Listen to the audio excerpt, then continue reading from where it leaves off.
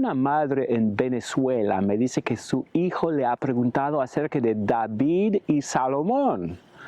¿Cómo es que Dios estaba con ellos cuando tenían muchas esposas? Así respondí y con una ilustración. En primer lugar, Dios no estaba feliz con Salomón al multiplicar esposas. Primer libro de Reyes 11, de 4 a 9. Pero es verdad que Dios sí toleró múltiples esposas 1000 años y pico antes de Cristo. Pero yo creo que Mateo 19:8 es clave para responder a este punto. El texto tiene que ver con el divorcio. Cuando Jesús mostró a los fariseos que Dios no quería que el hombre separara lo que Dios había juntado, estos no estaban contentos con la respuesta. Preguntaron a Jesús acerca de una regla que Dios había hecho con respecto al divorcio 1500 años antes, en Deuteronomio 24. Y es allí donde Cristo dio su explicación en versículo 8, que es la clave para entender el resto de las leyes primitivas de Moisés. Dijo Jesús: por la dureza de su corazón, Moisés les permitió a ustedes divorciarse de sus mujeres. Pero no ha sido así desde el principio.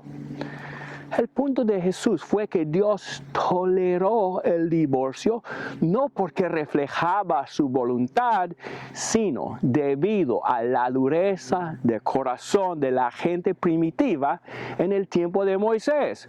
O sea, siendo primitivos, de corazón duro, habían practicado el divorcio por siglos antes de Moisés.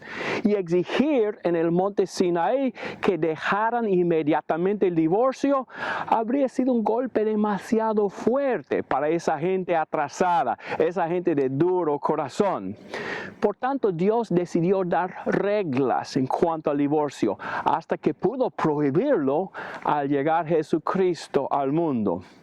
Y creo que así fue el caso también con otras leyes primitivas con respecto a la poligamia, la violencia en la guerra, etc.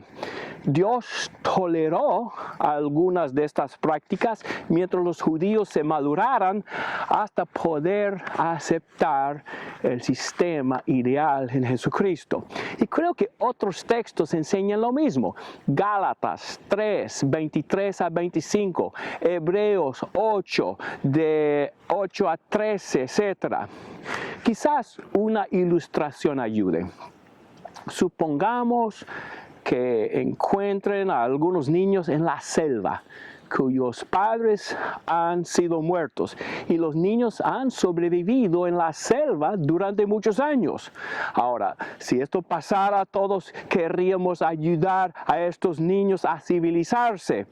Y por supuesto, sería imposible enseñarles al principio a llevar pantalones bonitos, camisas bonitas, a poner medias y zapatos, a que comieran con tenedores y con otros cubiertos de mesa. Sería anticipar demasiado de ellos. Tendríamos que enseñarles poco a poco, paso a paso, cómo portarse en forma civilizada. Quizás la primera regla sería: tienen que poner pantalones y camisas antes de comer con nosotros.